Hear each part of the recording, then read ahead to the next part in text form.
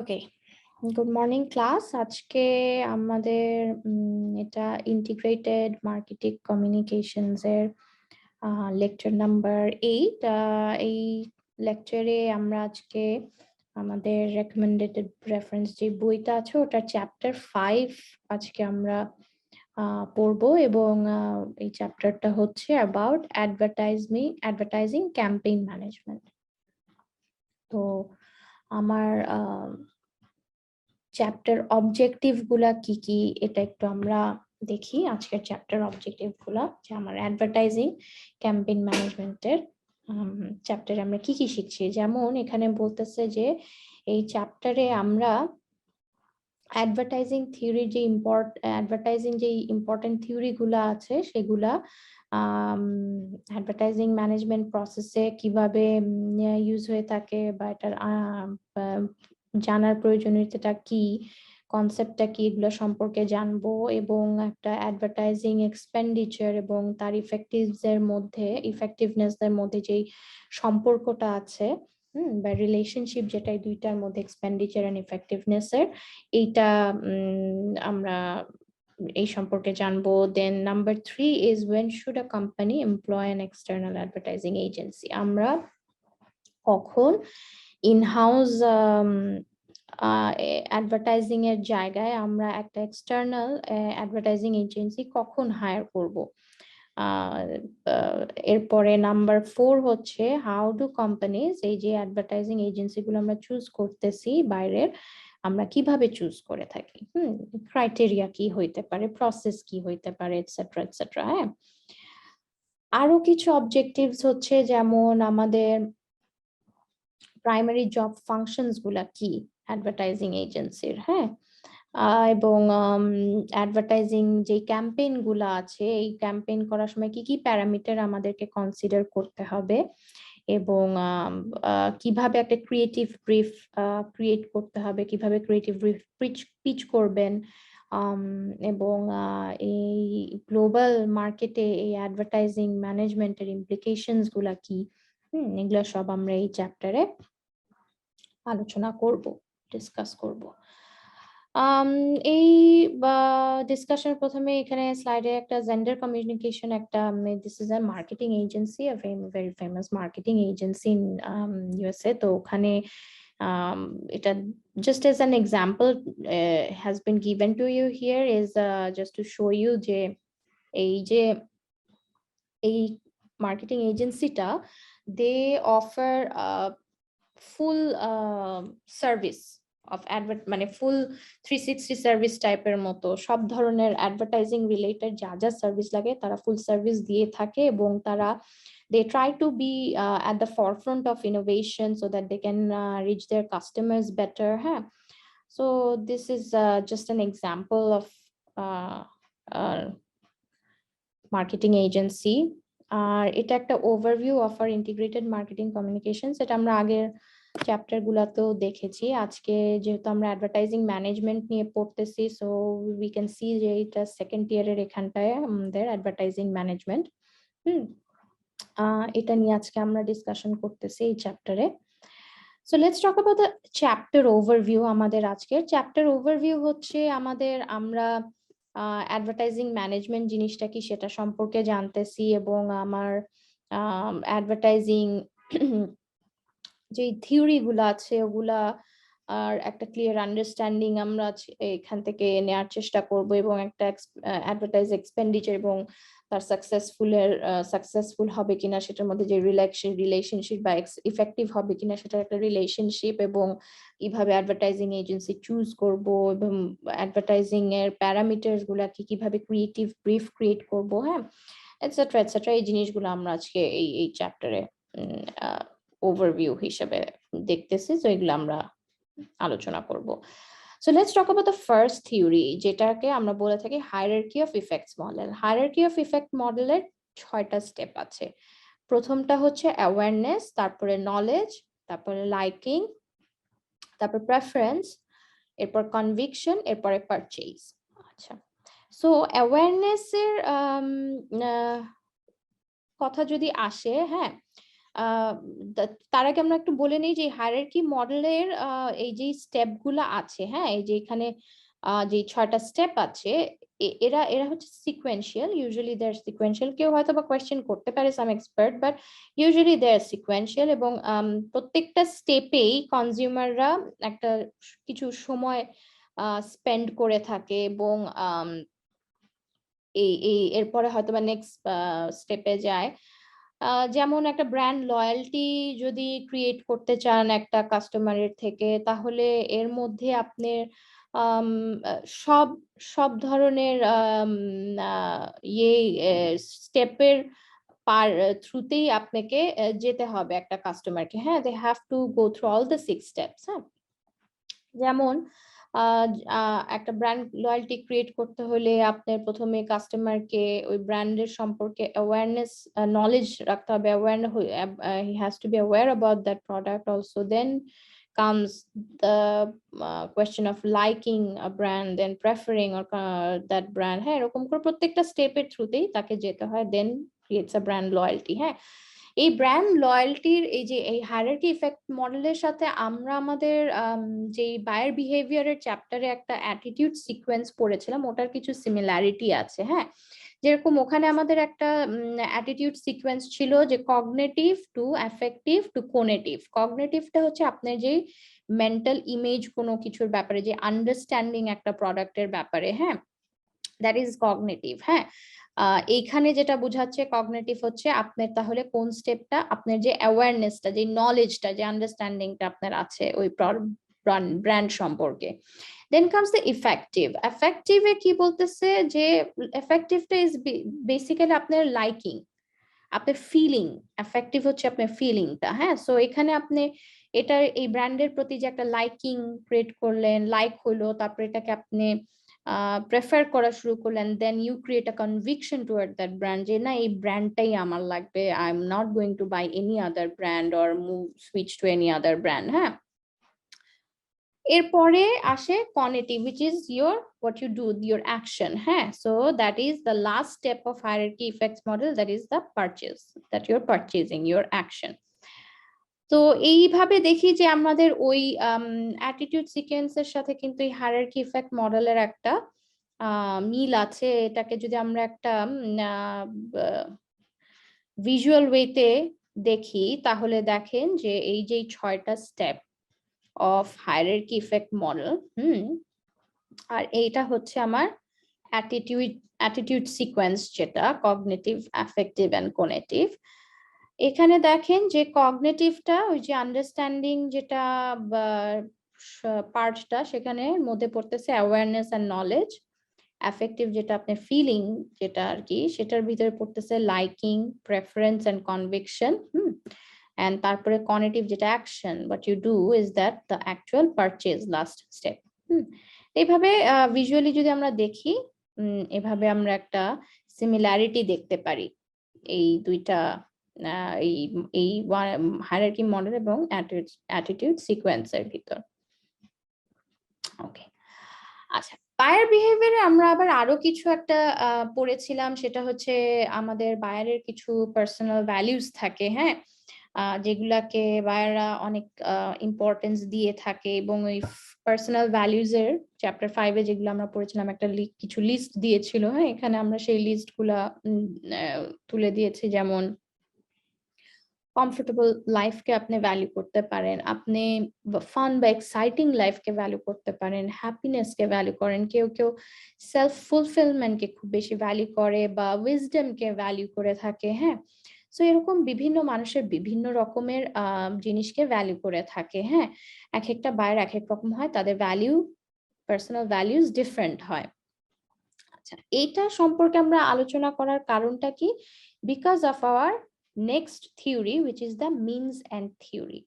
Means and theoryটা is basically কি বুঝাচ্ছে? This is basically যে একটা means, যেটা আপনার message will basically lead you to an end state, that is your personal state. হ্যাঁ, sorry, personal values. হ্যাঁ, এই যে বেসিক কনসেপ্টটা, যে একটা মেসেজ আপনাকে লিড করতেছে একটা end state, that is your personal value. এটার অ্যাকচুয়াল নাম is basically means and conceptualization of components of advertising strategy or in short makers বলা হয় এটাকে। এইখানে বেসিক্যালি আপনাকে যদি এটাকে আরো সহজভাবে বুঝাইতে চাই, তাহলে আপনি যদি এই সিকোয়েন্সটাকে দেখেন যে একটা তাহলে এই মডেলে আসলে বলতে চাচ্ছে যে আপনার প্রোডাক্টের যে অ্যাট্রিবিউট বলতে আপনি যে প্রোডাক্টের যে ফিচার গুলো আছে, হ্যাঁ, যে এই ফিচার থেকে আপনার এই প্রোডাক্টের ফিচারের কারণে একটা বেনিফিট কাস্টমার ওই ফিচারের থেকে পেয়ে থাকে। ওই বেনিফিটটা পাওয়ার পরে সেই বেনিফিটটা তার কোনো না কোনো একটা পার্সোনাল ভ্যালুকে স্যাটিসফাই করতেছে, রাইট? এই যে কানেকশনটা, এই যে এইখানে এই বেসিক্যালি সহজ ভাষায় মিনস এন্ড থিওরি বলতে এই কানেকশনটাকেই বুঝাচ্ছে এই মডেলে। ওকে, একটা যদি এক্সাম্পল আমরা দেখি, হ্যাঁ, এখানে দেখেন যেমন একটা মিনস এন্ড চেইনের একটা এক্সাম্পল, একটা মিল্ক ব্র্যান্ডকে দিয়ে আমরা যদি দেখি যে এই মিল্ক ব্র্যান্ডের অ্যাট্রিবিউট যেগুলো ফিচার কি, it's low fat, full of calcium এবং ইনগ্রিডিয়েন্টস ভালো ইনগ্রিডিয়েন্টস, হ্যাঁ। সো এই লো ফ্যাটের যে ফিচারটা, এটা থেকে কি বেনিফিট পাই? অবশ্যই এটা হেলদি, রাইট? ক্যালসিয়াম, এটা থেকে কি বেনিফিট পাই? Healthy bones, right? আমার হাড্ডি শক্তিশালী হবে। তো যেমন বেনিফিট হেলদি যদি হয়, তাহলে এখান থেকে আমার কোন পার্সোনাল ভ্যালু স্যাটিসফাইড হতে পারে? হইতে পারে আমার উইজডম, এই পার্সোনাল ভ্যালুটা এখান থেকে স্যাটিসফাইড হইলো। ক্যালসিয়ামের ক্ষেত্রেও কমফোর্টেবল লাইফ বা উইজডম, এই পার্সোনাল ভ্যালু গুলা আপনার, কারণ হেলদি বোন পাচ্ছেন, এই বেনিফিট থেকে আপনার এই পার্সোনাল ভ্যালু গুলা স্যাটিসফাইড হইতে পারে। There can be many value related to a different benefit, different attributes, however you put it. So এখানে যেমন দেখেন, এখানে একটা অ্যাড আমরা দিয়েছি ওই মিল্ক ব্র্যান্ডটার, যেটা ইয়ে করতেছিলাম। তো এখানে বলছে we both need calcium, drink milk, হ্যাঁ। তো এখানে এই অ্যাডটা দ্বারা আসলে বুঝাইতে চাচ্ছে যে আমার মিল্কের যে attribute, that is it's full of calcium and it is very important for both mother, for the bone development of both the mother and the baby, হ্যাঁ।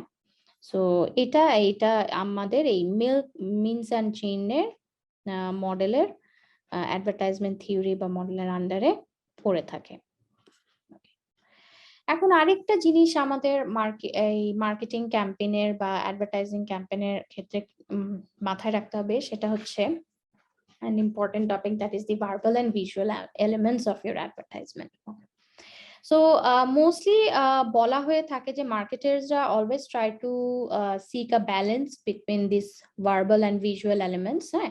বাট আজকালকার দিনে দেখা যাচ্ছে বেশিরভাগ ক্ষেত্রে ভিজুয়ালের প্রতি বেশিটা ঝুঁকে থাকে মার্কেটার্সরা বা অ্যাডভার্টাইজাররা যারাই থাকে, because rather than the verbal control, because আমরা জানি যে মানুষ ভিজুয়াল যে জিনিসটা আছে সেটাকে খুব ইজিলি প্রসেস করে থাকে মানুষের ব্রেন, হ্যাঁ, এবং খুব তাড়াতাড়ি স্টোর করে থাকে both as a picture and word, হ্যাঁ। আপনার ব্রেন কিন্তু এটাকে ক্যাপচার করে এই ভিজুয়ালটাকে, যার কারণে কংক্রিট ইমেজকে বেশি প্রাধান্য দেওয়া হয় rather than any abstract image, হ্যাঁ। আরেকটা যেমন ইয়ে থাকে যে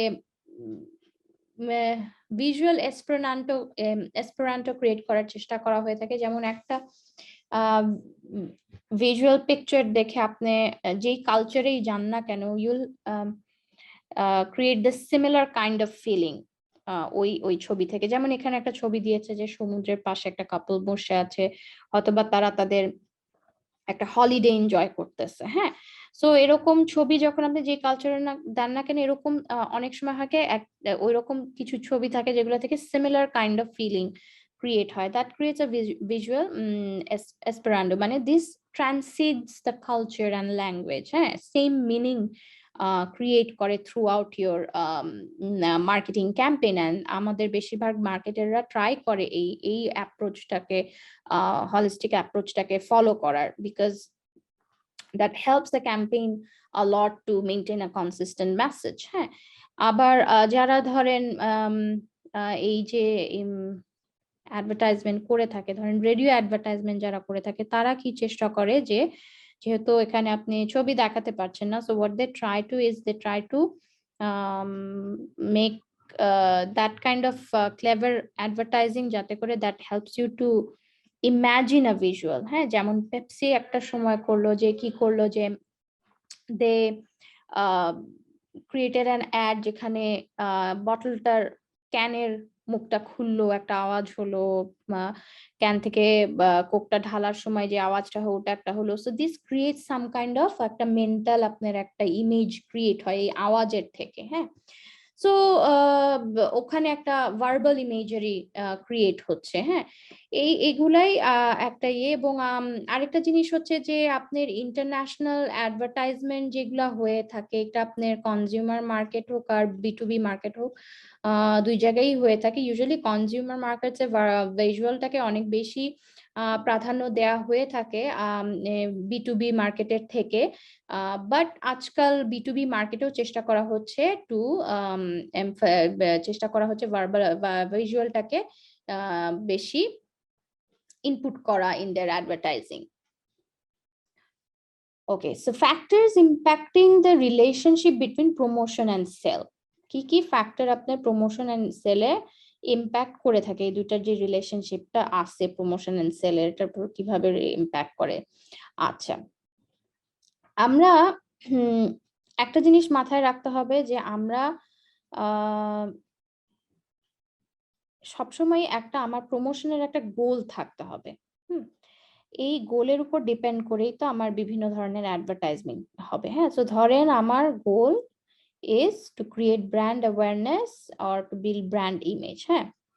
সো এইটার উপরে ডিপেন্ড করেই আমার বিভিন্ন ধরনের অ্যাডভার্টাইজিং হয়ে থাকে। আচ্ছা, সো এখন আমরা একটু দেখি যে এইটার পরে আমাদের এই যে অ্যাডভার্টাইজিং এর বিভিন্ন পয়েন্ট, এই সময় এসে পয়েন্টে কি কি হতে থাকে? Threshold effect, diminishing returns, carry over effect, wear out effect, decay effect এবং র্যান্ডম ইফেক্ট। আচ্ছা, থ্রেশহোল্ড ইফেক্টটা কখন হয়? যে দিস ইজ বেসিক্যালি একটা পয়েন্ট, যে পয়েন্টে আপনার এসে এই আপনার কমিউনিকেশন, আপনার মার্কেটিং কমিউনিকেশন কনজিউমারের মধ্যে একটা পজিটিভ রিয়াকশন ক্রিয়েট করে বা একটা পজিটিভ ডিরেকশনে নিয়ে যায় কনজিউমারকে। যেমন আপনি একটা ডিসকাউন্টের থ্রুতে একটা পজিটিভ রিয়াকশন ক্রিয়েট করতে পারেন কাস্টমারের মধ্যে, যে তারা নর্মাল যে ব্র্যান্ড বাই করাটা না করে ডিসকাউন্টের কারণে আপনার প্রোডাক্টটা কিনলো, হ্যাঁ। সো দ্যাট পয়েন্ট, ওই পয়েন্টটার ক্রিয়েট হলো থ্রেশহোল্ড ইফেক্ট ক্রিয়েট হলো। আচ্ছা, then comes let's talk about the carryover effect. Carryover effect এর কি বলতেছে বেসিক্যালি এই সময় হচ্ছে যে আপনি একটা অ্যাডের যে মেসেজ যে আপনি আপনার কাস্টমার মনে রাখছে লেটার পয়েন্টে যখন সে কোনো কিছু একটা কিনতে গেলে, এবং সে আপনার অ্যাডের মেসেজটাকে রিমেম্বার করেছে, রিকল করেছে এন্ড সে মনে রাখছে। সো এই যে ঘটনাটা ঘটলো, এটাকে আমরা কি বলতেছি যে এখানে একটা ক্যারি ওভার ইফেক্ট হয়েছে। ওকে, the next one is the wear out effects. Wear out effects কখন হচ্ছে? যখন আপনার যেই বর্তমান অ্যাড গুলো আছে, it becomes too old or stale for the customer and they don't pay any more attention to it, হ্যাঁ। So that's when the wear out effects happen. After that is the decay effects. Decay effects is when the আপনার যখন when your company কি করতেছে, কোনো advertising আর করতেছে না, সে থামাই দিচ্ছে, তখন কি হয়? আস্তে আস্তে ব্র্যান্ডের নেমটা মানুষের অ্যাওয়ারনেস থেকে চলে যায় বা মানুষ ভুলে যেতে শুরু করে, হ্যাঁ, মাথার মেমোরি থেকে চলে যেতে শুরু করে, এবং আস্তে আস্তে আপনার ব্র্যান্ডটা ভুলে যেতে থাকে, যেহেতু আপনার সেলসও কমতে থাকে। সো এখানে একটা ডিকে ইফেক্ট ক্রিয়েট হয়। র্যান্ডম ইভেন্টস হচ্ছে এনি ইভেন্টস যেটা আপনার র্যান্ডম ইভেন্ট, যেটা আপনার সেলসকে ইম্প্যাক্ট করতে পারে। যেমন বিভিন্ন ধরনের যে কোনো একটা বড় ধরনের ঝড় বা স্টর্ম যেগুলা হয়ে থাকে, হ্যাঁ, this can affect your sales. So those are random effects, এগুলা আপনার ইম্প্যাক্ট করে থাকে আপনার প্রমোশনস এন্ড সেলস এর রিলেশনশিপটাকে। এখানে আমরা একটা কিছু ফিগার দেখানো হয়েছে। দিস ইজ বেসিক্যালি বলা হচ্ছে যে very unrealistic assumption about the relationship between promotion and expenditure যে এরকম স্ট্রেট লাইনে বাড়তে থাকবে, this is very unrealistic, that's not what happens. এটা মোটামুটি একটা মোর রিয়েলিস্টিক রিপ্রেজেন্টেশন। এখানে যেমন এই যে থ্রেশহোল্ড ইফেক্টটাকে দেখানো হয়েছে, দেখেন এখান থেকে আপনার কি হয়েছে, আপনি যখন একটা ডিসকাউন্ট অফার করেছেন বা কি করেছেন, এখান থেকে আস্তে আস্তে আপনার বাড়া শুরু হয়েছে, হ্যাঁ, পজিটিভ দিকে যাওয়া শুরু হয়েছে sales. So this is wear আপনি ধরেন একটা ডিসকাউন্ট দেওয়ার পর, হ্যাঁ, কাস্টমাররা নিল, ইন্টারেস্টেড হলো, প্রফিটও বাড়লো, আপনার সেলসও বাড়লো, হ্যাঁ, এখান থেকে একটা থ্রেশহোল্ড ইফেক্ট ক্রিয়েট হলো। আরেকটা জিনিস যেমন ডিমিনিশিং রিটার্নস, হ্যাঁ, এটা সম্পর্কে যদি বুঝতে হয় তাহলে বলতে হবে যে ডিমিনিশিং রিটার্নসটা যে কখন হচ্ছে, যখন আপনার যতই আপনি অ্যাডিশনাল টাকা পে করেন না কেন, অ্যাডিশনাল যে এক্সট্রা ডলার আপনি অ্যাডভার্টাইজিং এ খরচ করতেছেন, এটার ইম্প্যাক্ট আপনার মার্জিনাল প্রফিটে দিন দিন কমই হচ্ছে। যতই অ্যাডিশন করতেছেন, ইটস গোয়িং ডাউন, হ্যাঁ, it's not help going up. So তখন আপনার ডিমিনিশিং রিটার্নস অকার হচ্ছে। তো এরকম সময় যখন আসে, মার্কেটার্সদেরকে বসে, টপ ম্যানেজমেন্টের ওদেরকে সবাইকে বসে ডিসাইড করতে হয় আপনার বাজেটিং, অ্যাডভার্টাইজিং এর বাজেটিংটাকে এইভাবে করেই সাজাতে হয়, স্ট্র্যাটেজিটাকে এইভাবে করেই সাজাতে হয়। এখানে আরেকটা এক্সাম্পল থ্রেশহোল্ড ইফেক্টের যেমন দেওয়া হয়েছে, জাস্ট অ্যান অ্যাডভার্টাইজমেন্ট, যে আপনি কিভাবে একটা কুপনের মাধ্যমে বা ডিসকাউন্ট কার্ডের মাধ্যমে কাস্টমারকে একটা পজিটিভ রিয়াকশন ক্রিয়েট করাতে পারেন, হ্যাঁ, যে আপনার প্রোডাক্ট কিনলো, and that creates a threshold effect. Decay ইফেক্টে আমরা যেটা বললাম, আলোচনা করেছিলাম আগে এই স্লাইডস গুলাতে, যে আপনার অ্যাডভার্টাইজমেন্ট কোম্পানি বন্ধ করে দিল, বন্ধ করে দেওয়ার পরে কি হলো, যে মানুষ ভুলে যাওয়া শুরু করলো, বিকজ অফ নো অ্যাডভার্টাইজমেন্ট, টাইমের সাথে সাথে এটা ভুলে গেল এবং আস্তে আস্তে সেলসও কমে যাচ্ছে। সো এই যে এখানে যে ইফেক্টটা ক্রিয়েট হলো, this is called the decay effect. আচ্ছা, এখন আমরা আলোচনা করি যে ইন হাউস ভার্সেস আউটসাইড যে অ্যাডভার্টাইজিং এজেন্সি আছে, এদের অ্যাডভান্টেজেস গুলা কি। So the advantages of in house marketing agency বা ইন হাউস যে আপনার কাজ স্টাফ করে মার্কেটিং টিম, তাদের ক্ষেত্রে অ্যাডভান্টেজ হচ্ছে যে আপনার there is lower cost. Lower cost কেন? বিকজ আপনার নিজস্ব স্টাফরা এই কাজটা করতেছে, হ্যাঁ, আপনার এটার উপর একটা you have more control over it, হ্যাঁ। আপনার আরেকটা জিনিস হচ্ছে যে এই ধরনের ইনহাউস যখন আপনি অ্যাডভার্টাইজমেন্ট করতে যাচ্ছেন, আপনি এই সময় ব্র্যান্ডের যে মেসেজটা আছে সেটাকে কনসিস্টেন্ট রাখতে হেল্প করে থাকে, এবং মেসেজটা অনেক বেশি কনসিস্টেন্ট থাকে ডিউ টু দ্য রিজন যে আপনি এটা ইনহাউস করতেছেন, এবং আপনার যে স্টাফরাই অ্যাডভার্টাইজমেন্ট করে থাকে, যেহেতু তারা company staff, they understand your brand better, they understand the product better, হ্যাঁ, তারা কোম্পানির স্ট্র্যাটেজির সাথে পরিচিত, গোলের সাথে পরিচিত, এবং সবকিছু মিলায় যেমন আপনার মেসেজও কনসিস্টেন্ট থাকে, and it also goes toward the same goal, or same goal the company has decided, or and follows the strategy যেটা কোম্পানি থেকে দেয়া হয়েছে, ওই স্ট্র্যাটেজির মধ্যে তারা থাকে, ওই মিশনটাকে তারা ফলো করে। এবং যেহেতু এটার সাথে আপনার CEO is closely related to the work, হ্যাঁ, তারা সবসময় সুপারভাইজ করতে পারছে, কন্ট্রোল করতে পারছে, এই কারণে এখানে অ্যাড প্রোডাকশনের কাজটাও ফাস্টার হয়ে থাকে। অ্যান্ড আরেকটা ব্যাপার যেটা হচ্ছে, এখানে আপনার যে ক্রিয়েটিভ টিমটা এই কাজ যেটা করে, যেহেতু এটা আপনার ইন্টারনাল স্টাফ, সো এখানে আপনার টিমের টার্নওভার রেটটা কম থাকে, যার কারণে আপনার যেটা বললাম মেসেজের কনসিস্টেন্সিটা বজায় থাকে এখানে, হ্যাঁ, এই ধরনের ইনহাউস অ্যাডভার্টাইজমেন্টের ক্ষেত্রে। আউটসাইড এজেন্সির ক্ষেত্রে সুবিধাগুলো কি কি, এখানেও বলা হচ্ছে যে ইট উইল রিডিউস কস্ট। আচ্ছা, কোন ক্ষেত্রে উইল রিডিউস কস্ট? যখন আপনার নিজস্ব এজেন্সি, আপনার নিজস্ব ইনহাউস ক্যাপাবিলিটি অ্যান্ড স্কিলস কম থাকে, হ্যাঁ, তখন আপনার কস্ট রিডাকশন হচ্ছে, বিকজ আপনার কে যেই পরিমাণ সময় এবং এফর্ট দিতে হতো সেটাই আউটসাইড এজেন্সিকে দিতে হচ্ছে না। In that sense the cost is reduced when you don't have enough skilled personnel in your own company, in your in-house departments, হ্যাঁ, তখন এইসব ক্ষেত্রে যদি হিসাব দেখে থাকি in the perspective of time and effort, the cost is reduced.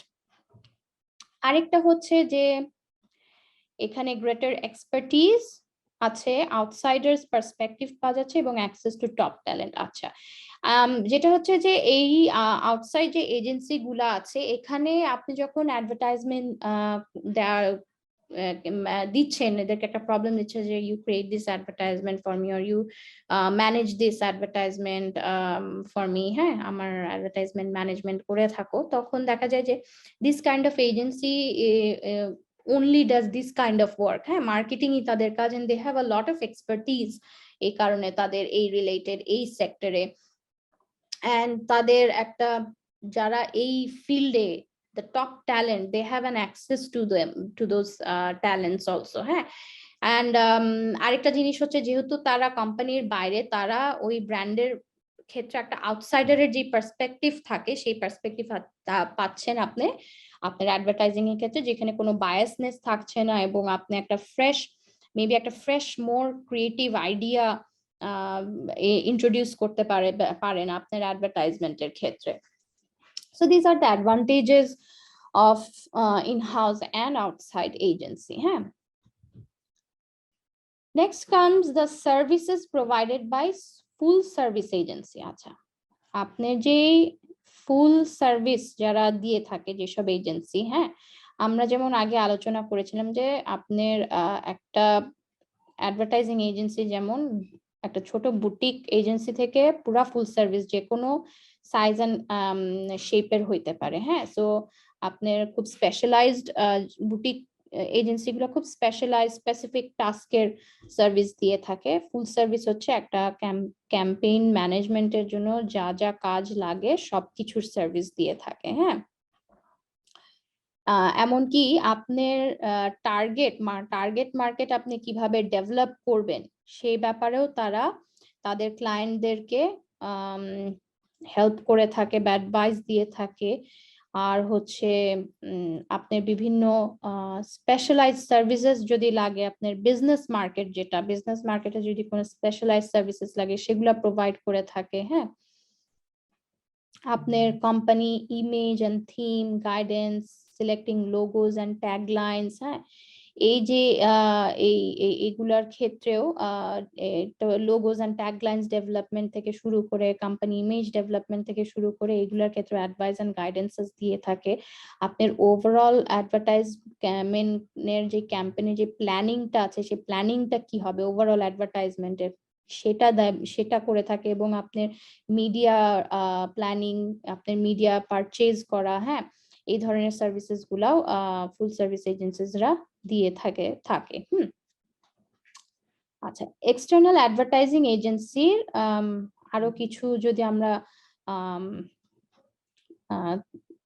Characteristics বলতে পারেন বা তাদের ফাংশনালিটিস গুলা যদি আলোচনা করে থাকে তাহলে দেখবেন যে যেমন আমরা বললাম যে একটা অ্যাডভার্টাইজিং এজেন্সির সাইজ এবং বুটিক থেকে শুরু করে ফুল সার্ভিস যে কোনো রকমেরই হতে পারে, বিভিন্ন সাইজ এন্ড শেপের হয়ে থাকে, এবং এরা wide range of services provide করে থাকে এই এজেন্সিস গুলা, হ্যাঁ। এখানে বিভিন্ন ধরনের স্পেশালাইজড সার্ভিসের অ্যাডভার্টাইজিং এজেন্সিজও যেমন আছে, হ্যাঁ, আবার ফুল সার্ভিসও আছে, যারা এখানে যা যা সার্ভিস গুলা বলছিলাম এগুলো সবগুলাই দিয়ে থাকে। আবার কেউ কেউ আছে হয়তো বা খুব সিলেক্টিভ সার্ভিস এখানে যেগুলো উল্লেখ করলাম সেগুলা দিয়ে থাকে। যেমন একটা বলতে পারেন যে মিডিয়া সার্ভিস কোম্পানি, এরা হচ্ছে আপনার শুধু মিডিয়া রিলেটেড, মিডিয়ার প্ল্যানিং, মিডিয়া বাইং এর জন্য যেই সার্ভিসটা প্রোভাইড করা দরকার সেটা করে। ডিরেক্ট মার্কেটিং এজেন্সিস, এরা ডিরেক্ট মার্কেটিং রিলেটেড সব ধরনের কাজ করে থাকে, যে একটা ডিরেক্ট রেসপন্স মার্কেটিং ক্যাম্পেইন কিরকম হওয়া দরকার ওইগুলা তারা হ্যান্ডেল করে। এরকম consumer trend consumer and trade promotion specialist আছে। এখন আরো কিছু আমরা এজেন্সিস দেখি যারা শুধু অনলাইন এন্ড ডিজিটাল এজেন্সি নিয়ে কাজ করে থাকে, হ্যাঁ, এবং এটাই তাদের ফোকাস হয়ে থাকে। অনেক এজেন্সি আছে আজকে শুধু সোশ্যাল মিডিয়াকে নিয়েই কাজ করে, যেমন অনেক এজেন্সি আমরা ছোট ছোট আমাদের বাংলাদেশেই আমরা এখন অনেক দেখে থাকি যে ছোট ছোট অনেক অ্যাডভার্টাইজিং এজেন্সি আছে যারা সোশ্যাল মিডিয়াতে বিভিন্ন ধরনের আপনার বিজনেসের অ্যাডভার্টাইজিং করে থাকে, হ্যাঁ, যে আপনার রেস্টুরেন্ট হতে পারে, আপনার একটা ছোট কাপড়ের দোকান হতে পারে, কসমেটিকের দোকান হতে পারে, আমরা এরকম অনেক অ্যাডভার্টাইজমেন্ট ফেসবুকে ঢুকলেই দেখতে পারি, হ্যাঁ, এরকম ছোট ছোট বিভিন্ন এজেন্সিজ আছে যারা শুধু সোশ্যাল মিডিয়ার রিলেটেড সার্ভিসেস প্রোভাইড করে থাকে, নট দি আদার ওয়ান্স। ওকে, আবার আরেকটা যেমন পাবলিক রিলেশন এজেন্সিজ, এদের কাজ কি, এরা হচ্ছে শুধু পাবলিক রিলেশন রিলেটেড যা কাজ আছে, যেমন বোথ পজিটিভ পাবলিক হোক আর নেগেটিভ পাবলিক ইভেন্টস হোক, সবকিছু হ্যান্ডেল করে থাকে। So these are some of the services that are provided by advertising agencies, and if you're a full service agency, you may provide all these kinds of services, মানে সবকিছুর combination আপনি দিতে পারেন, শুধু বুটিক হলে হয়তো বা একটা দুইটা এরকম দিতে পারেন, so it depends on your company. Okay, budget allocation considerations, in-house versus advertising agency. আচ্ছা, এখন আপনার কথা হতে পারে যে এই যে এত কিছু আমি করতেছি, যে অ্যাডভার্টাইজিংটা করতেছি একটা এজেন্সিকে দিয়ে করি বা ইন হাউসেই করি, এটার বাজেটটাকে আমি কিভাবে অ্যালোকেট করব? আমার যে টোটাল ধরেন আমাকে এখানে $1000 একটা বাজেট দিল, সো এই বাজেটটাকে আমি কেমনে করে অ্যালোকেট করব বিভিন্ন কাজে। সো একটা জিনিস মনে রাখতে হবে, এখানে কি বলতেছে, size of account should match size of agency. অ্যাকাউন্টটা কি এখানে? ওকে, আপনি ধরেন একটা অ্যাডভার্টাইজিং এজেন্সি এবিসি, এন্ড ধরেন আপনার ক্লায়েন্ট হচ্ছে অ্যাপেক্স, হ্যাঁ, সো ওই অ্যাপেক্স কে আপনি an agency, ABC agency will call your account. Apex is your account. ওকে, এই টার্মসটা আমরা আগে বুঝলাম। আচ্ছা, এখন এখানে আসেন স্লাইডে কি বলতেছে, the size of the account should match the size of agency. আপনার সাইজ, এজেন্সি সাইজ এবং এই অ্যাকাউন্টের সাইজের মধ্যে একটা ব্যালেন্স থাকতে হবে, হ্যাঁ, খুব বেশি বড় অ্যাকাউন্ট যদি হয়ে থাকে একটা ছোট এজেন্সির জন্য, তাহলে সে তো খুব ওভারওয়েলমড হয়ে যাবে, আবার খুব বড় কোনো এজেন্সির কাছে খুব ছোট একটা অ্যাকাউন্ট তো হারায় যাবে, হ্যাঁ, সো এই জন্য একটা ব্যালেন্স থাকলে ভালো হয়। আচ্ছা, আরেকটা হচ্ছে কি বাজেট অ্যালোকেশনের ব্যাপার যেটা আসছে, এখানে একটা রুল অফ থাম্ব আমরা ইউজ করে থাকি, সেটা হচ্ছে দ্য রুল অফ 75-15-10। 75% আমরা আমাদের যে মিডিয়া বাই করার পিছনের যে বাজেটটা, যে খরচটা লাগবে, সেই সবকিছু বাজেটটা আমার বাজেটে 75% যাবে শুধু এই মিডিয়া বাইং এ, হ্যাঁ। আচ্ছা, 15% যাবে হচ্ছে যে এজেন্সি যে ক্রিয়েটিভ ওয়ার্ক গুলা করতেছে সেটার পিছে 15% বাজেট আপনার অ্যালোকেটেড হবে। বাকি যে 10% আছে এটা হচ্ছে আপনার অ্যাকচুয়াল অ্যাডের প্রোডাকশনের জন্য যে খরচটা লাগবে, সেই 10% এইখানে দেওয়া হবে। সো দিস ইজ বেসিক অ্যালোকেশনের কি কি কনসিডার করতে হবে, একটা বেসিক রুল অফ থাম্ব। আপনাদের নেক্সট স্লাইডের একটা আবার ইনভিটেশন চলে যাবে, সো ওখানে আবার বাকি স্লাইড গুলো আমরা পড়বো, এটা নিয়েও আলোচনা করবো এবং বাকি স্লাইড গুলা আমরা আলোচনা করব।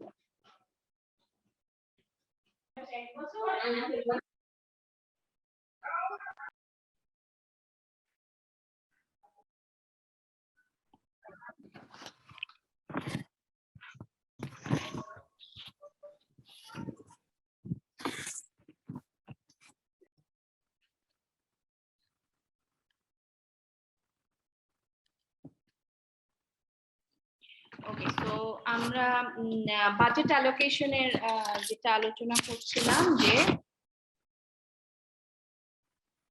বাজেট অ্যালোকেশনের ক্ষেত্রে যেটা হয় আপনার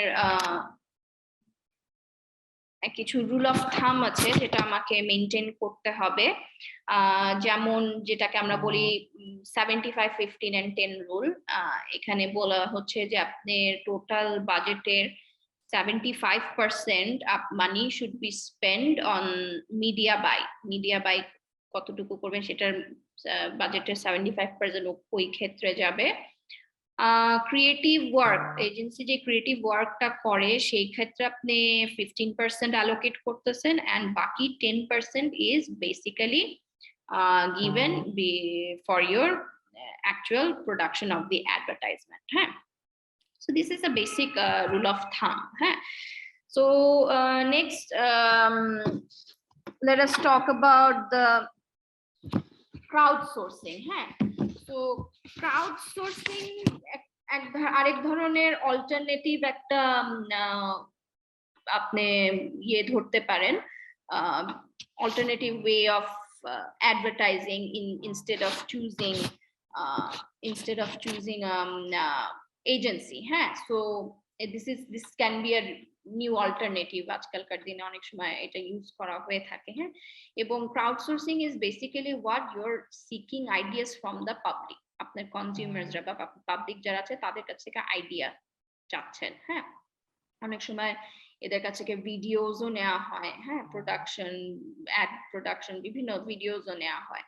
তো দুইটা কোম্পানির নাম যদি আমরা নেই যারা খুব সাকসেসফুলি ক্রাউডসোর্সিং করেছে, that is Doritos and Harley Davidson. হ্যাঁ, ইউনিলিভারও করেছে তাদের কিছু স্ন্যাক প্রোডাক্টের ক্ষেত্রে, but Doritos and Harley Davidson is have been very successful.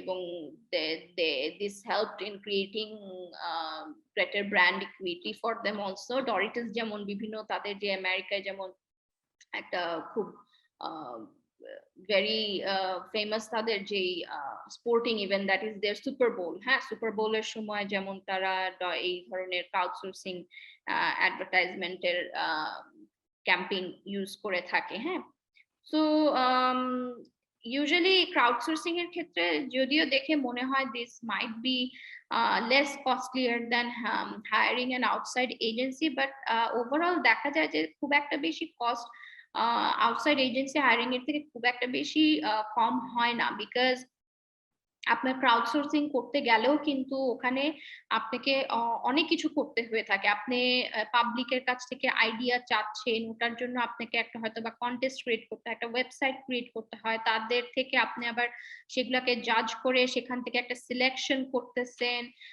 তারপরে আপনার সেই সিলেকশনের পর সেটা অ্যাকচুয়ালি ওই জিনিসটাকে প্রফেশনালি ওই অ্যাডভার্টাইজমেন্টটাকে আপনি প্রডিউস করতেছেন। হ্যাঁ, সো ওভারঅল দেখা যায় যে কস্ট খুব একটা বেশি কম হয় না। হ্যাঁ, বাট এইটার অ্যাডভান্টেজ আছে একটা কি, এই অ্যাডভার্টাইজমেন্টের ক্রাউডসোর্সিং এর অ্যাডভান্টেজটা হচ্ছে যে কি এখানে আপনার একটা বাজ ক্রিয়েট হয়। হ্যাঁ, কারণ কেন বাজটা ক্রিয়েট হচ্ছে কিসের জন্য, কারণ আপনার যে কনজিউমাররা আছে বা যে পাবলিকরা আছে, they are getting involved with your brand. এখানে কনজিউমাররা ইনভলভড হচ্ছে, তারা পোস্ট করতেছে, বিভিন্ন জায়গায় শেয়ার করতেছে সেই তাদের ক্রিয়েটিভিটি গুলা। সো এটাতে একটা বাজও ক্রিয়েট হচ্ছে এবং they are getting involved with your brand.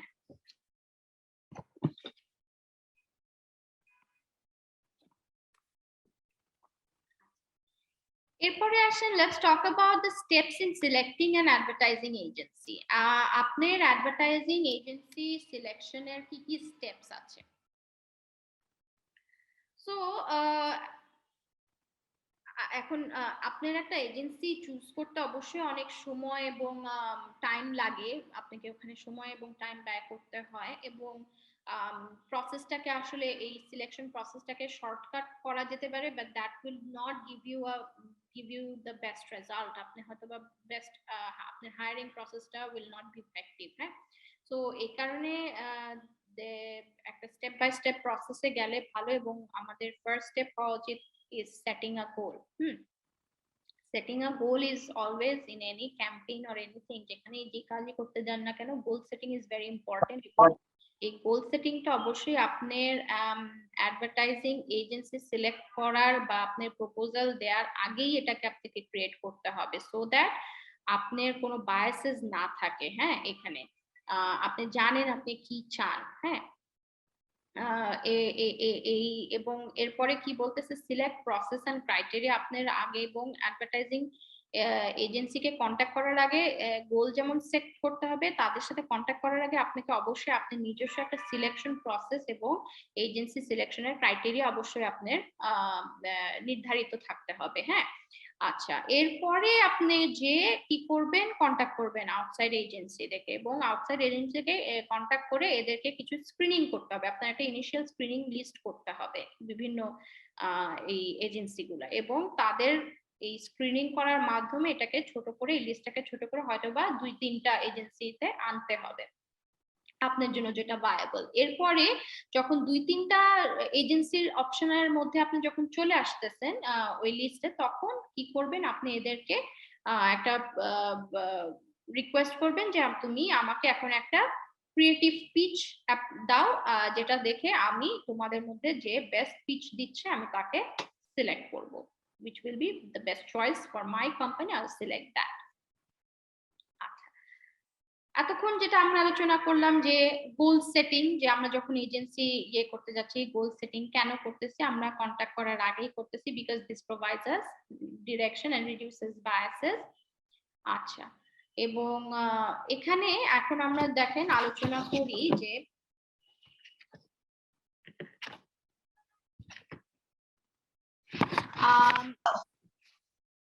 Evaluation criteria কি হইতে পারে।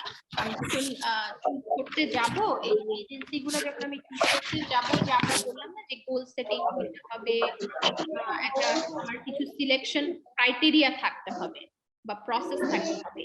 এই প্রসেস বা ক্রাইটেরিয়ার ফ্যাক্টর গুলো কি কি, সেগুলো আমরা এই আলোচনা এরকম যে সেটা হচ্ছে কি, আমাদেরকে অবশ্যই হবে যে কি আমার কিছু ক্রাইটেরিয়া থাকতে হবে, আমি কেন কাকে সিলেক্ট করতেছি, এবং এটা এটা করার সময় আমাকে আমার ওই এজেন্সির সাইজটাকে অবশ্যই মাথায় রাখতে হবে। ওয়েদার ওই যে আমরা আলোচনা করেছিলাম আগে যে আপনার অ্যাকাউন্টটা এবং আপনার এজেন্সির মধ্যে ব্যালেন্স থাকবে, আপনি কি খাবার খাও, or you cannot be too small. হ্যাঁ, হ্যাঁ, এন্ড এবং আপনার যে আরেকটা জিনিস মাথায় হবে যে এখানে কি বলতেছে, relevant experience of the agency. আপনার যে এজেন্সিকে সিলেক্ট করবেন, যখন সিলেক্ট করতে যাবেন অবশ্যই একটু চেক করবেন যে তাদের কি এই কাজের এক্সপেরিয়েন্স কি আছে, আমার যে কাজটা করতে যাচ্ছি সেটার সাথে রেলিভেন্ট যে এক্সপেরিয়েন্স দরকার তাদের কি এক্সপেরিয়েন্স আছে, এবং এটার সাথে সাথে এটাও দেখতে হবে যে কোনো কনফ্লিক্ট অফ ইন্টারেস্ট আছে কিনা। কনফ্লিক্ট অফ ইন্টারেস্ট বলতে গেলে কি বোঝাতে চাচ্ছে যে আমার সিমিলার ইন্ডাস্ট্রিতে আমার যে কম্পিটিটর আছে তাকেও কি সেম এজেন্সি রিপ্রেজেন্ট করে কিনা, তাহলে তো অবশ্যই একটা কনফ্লিক্ট অফ ইন্টারেস্ট হয়ে যাবে। একই এজেন্সি যদি আমাকে আর আমার কম্পিটিটর দুইজনকে রিপ্রেজেন্ট করে, রাইট?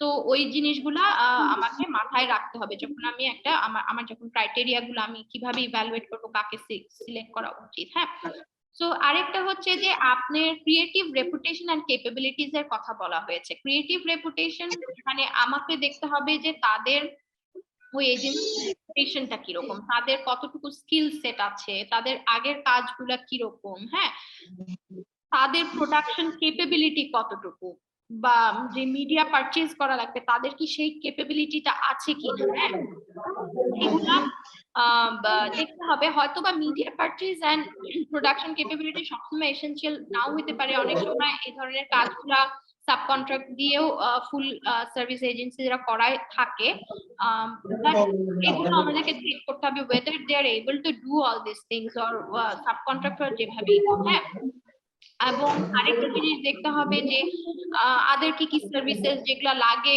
যেসব আদার সার্ভিসেস একটা পুরো মার্কেটিং ক্যাম্পেইন লাগবে, ওগুলাও তারা কতটুকু কোন ইন্টেন্সিটিটা দিতে পারে সেগুলোও দেখতে হবে, এবং তাদের ক্লায়েন্ট রিটেনশন রেট কিরকম সেটাও খেয়াল রাখতে হবে আমাদেরকে, যে তারা কতটুকু তাদের ক্লায়েন্টকে রিটেন করতে পারতেছে, ধরে রাখতে পারতেছে। হ্যাঁ, এতে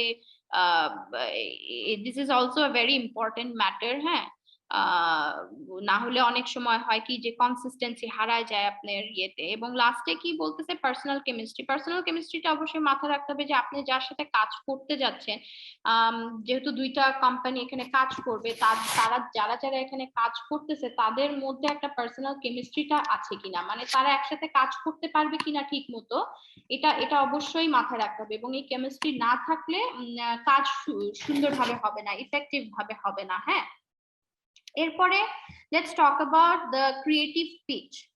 আচ্ছা, আমরা যে বললাম যে এতক্ষণ যে এখানে যে আলোচনা করেছিলাম যে কি কি স্টেপ থাকতে হবে আমি যখন একটা অ্যাডভার্টাইজিং এজেন্সি সিলেক্ট করতে হবে, সেটা হচ্ছে গোল সেট করা। আমরা আলোচনা করলাম আমার সিলেকশন প্রসেস এন্ড ক্রাইটেরিয়া, যেগুলো আমরা আলোচনা করলাম যে কিভাবে ইভ্যালুয়েট করব এই আমার প্রসেস বা ক্রাইটেরিয়া গুলো কিভাবে কি কি হবে। হ্যাঁ, তারপরে তো আমরা ইনিশিয়াল একটা লিস্ট করলাম যখন আমি ইভ্যালুয়েশন হয়ে গেল, এবং এই লিস্ট গুলাকে স্ক্রিনিং এর মাধ্যমে 2-3টা ভায়াবল এজেন্সি আমি সিলেক্ট করব। 100টা তো আর সিলেক্ট করবো না, হয়তো বা 2-3টা অপশন আমি আসবো ওই ইসে। তারপরে লাস্টে কি করব, আমি এই 2-3টা যেই এজেন্সি আমি অপশন রাখলাম, এই 3জন হয়তো বা 3জন রাখলাম, এদেরকে বলবো তুমি এখন আমাকে আমার এই প্রবলেম, আমার এই ক্যাম্পেইনটা করতে হবে, এই দিস ইজ দ্য প্রবলেম, তুমি এখন এটার এগেইনস্টে আমাকে একটা ক্রিয়েটিভ পিচ দাও। তোমাদের 3জনের মধ্যে যে ভালো পিচ, ক্রিয়েটিভ পিচ আমাকে দিতে পারবে তাকে আমি সিলেক্ট করব। হ্যাঁ, এবং একটা জিনিস মাথায় রাখতে হবে, ক্রিয়েটিভ পিচ বা যেটাকে আমরা ফর্মালি অনেক সময় শুট আউট বলা হয়। হ্যাঁ, এরা এরা হচ্ছে যখন এজেন্সিরা, অ্যাডভার্টাইজমেন্ট এজেন্সি যখন এটা আমাদেরকে দিয়ে থাকে কোনো কোম্পানির জন্য, মনে রাখতে হবে this is also very expensive for them, এবং এই কারণে এটাকে খুব সিরিয়াসলি করা উচিত। শুধু এরকম না যে আপনি হয়তো আগে থেকেই কোনো প্রেফারেন্স আছে আপনি করবেন না, জাস্ট দেখানোর খাতিরে করতে হবে, হয়তো বা কোম্পানি পলিসিতে আছে করতে হবে দেখে করতেছি, এরকম চিন্তা মাথায় রাখা উচিত না, এভাবে করে করা উচিত না। বিকজ যে এজেন্সিরা ক্রিয়েটিভ পিচ দিয়ে থাকে তাদের জন্য দিস ইজ এক্সপেন্সিভ। হ্যাঁ, এবং কি বলা হচ্ছে যে এই ক্রিয়েটিভ পিচে যেটা আমরা বললাম যে একটা স্পেসিফিক প্রবলেম বা সিচুয়েশন দিয়ে দিবে, ওটার এগেইনস্ট আপনি দেখাবেন যে okay this is your problem, আমরা হয়তো বা এই প্রোডাক্টটাকে এইভাবে ব্র্যান্ডিং করতে চাই, বা এইভাবে করে এটাকে ব্র্যান্ড অ্যাওয়ারনেস এইভাবে করে গেলে ক্রিয়েট করতে চাই, এই মিডিয়া ইউজ করতে চাই। হ্যাঁ, এভাবে করে বিভিন্ন ভাবে সলিউশন দিবে এবং ক্রিয়েটিভ পিচ আপনার কাছে দিয়ে থাকবে।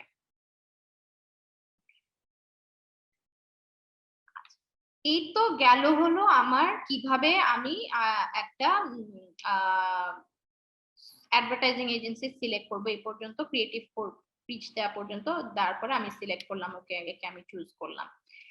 এরপরে কয়েকটা জিনিস মাথায় রাখতে হবে, সেটা হচ্ছে আমার একটা ক্রিয়েটিভ অ্যাডভার্টাইজিং এজেন্সিতে কি পার্সোনাল কারা।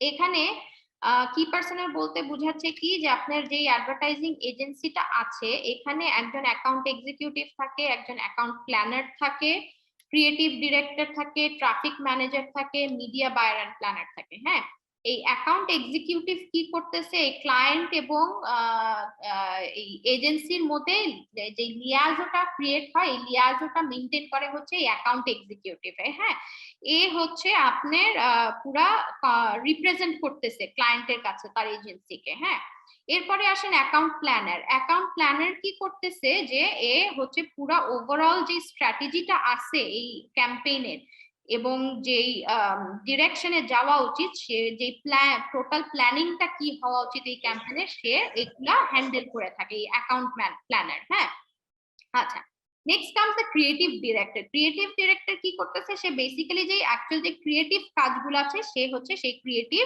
কাজগুলা করে থাকে এবং সে ক্রিয়েটিভ স্টাফদের সাথে কাজ করে।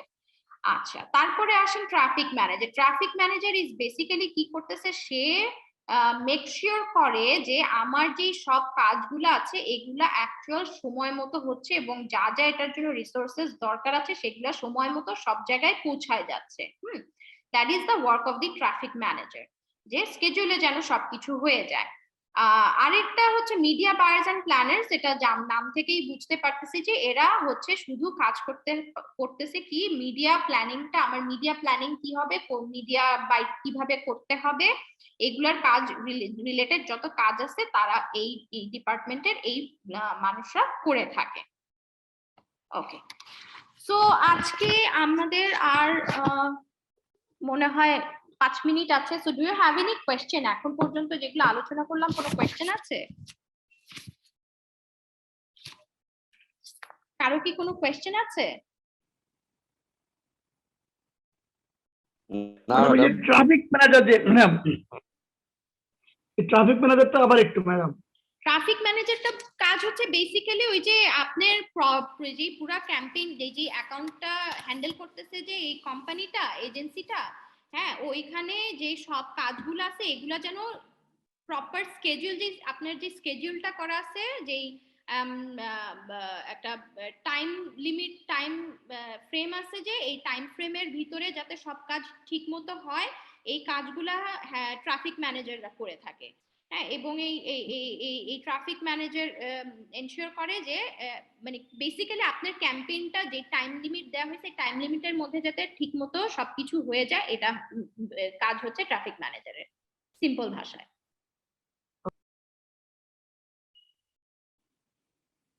Thank you madam. Okay okay, ঠিক আছে। আর কারো কোনো কোয়েশ্চেন আছে? না ম্যাডাম, কোনো কোশ্চেন নেই। আজকে কি কি বলে এই জাহাঙ্গীর সাহেব নাকি রাহাত সাহেব বলছিলেন আজকে আমার বাংলা বুঝছেন? জি ম্যাডাম, বুঝতে পারছি madam, thank you so much madam. আচ্ছা, আজকে আজকে তো আপনি খুব সুন্দর করে বাংলা বলছেন, খুব ভালো লাগছে ম্যাম, থ্যাংক ইউ। ঠিক আছে, বুঝলেই হইলো। ঠিক আছে, আপনাদের অ্যাটেন্ডেন্স সবাই দিয়ে দিয়েছেন? জি ম্যাডাম। জি ম্যাডাম, শেষের দিকে দিয়েছি ম্যাডাম, একটু দেখে নিয়েন। আচ্ছা আচ্ছা, আমি আবার কপি করে নিচ্ছি, অসুবিধা নেই। ঠিক আছে, তাহলে আজকে এখানেই শেষ হলো ক্লাস আমার। আরেকটা জিনিস হচ্ছে যে আমার হয়তোবা কিছু এক্সট্রা ক্লাসেস নিতে হইতে পারে আপনাদের সিলেবাস কমপ্লিট করার জন্য। হ্যাঁ, তো ওটা তো আপনারা করতে পারবেন যদি আমি আপনাদের ধরেন ওই যে এর আগে যেরকম মেকআপ ক্লাস নিয়েছি ওভাবে করে যদি নেই, যে রাত্রে যদি 9টা থেকে 10টা এরকম করে যদি নেই। জি ম্যাম, করতে পারবো। ওইটা ভালো হবে স্যার ম্যাডাম, ওইটা ভালো হয়। আগে ভালো দিলে হবে আমরা ম্যাম। আমরা অফিসে বাসায় ব্যাক করি স্যার ম্যাডাম 8:30 থেকে 9টার ভিতরে, ওইটাই ভালো হয় ম্যাডাম। 9টার দিকে দিলে ভালো হবে ম্যাডাম। ঠিক আছে, যদি আমার যে একটু সময় লাগতে পারে আপনাদের এই যে এক একটা চ্যাপ্টার শেষ করার জন্য, 1 ঘন্টায় তো শেষ হয় না, সো তখন আমি আপনাদের কিছু এক্সট্রা ক্লাসেস দিব। ঠিক আছে? জি okay madam. Ma'am, okay ma'am. Okay, ঠিক আছে, থ্যাংক ইউ। তাহলে আজকে এখানেই জি, শেষ হলো। আসসালামু আলাইকুম। ওয়ালাইকুম আসসালাম। জি, আসসালামু আলাইকুম। আল্লাহ হাফেজ ম্যাডাম। আল্লাহ হাফেজ ম্যাম।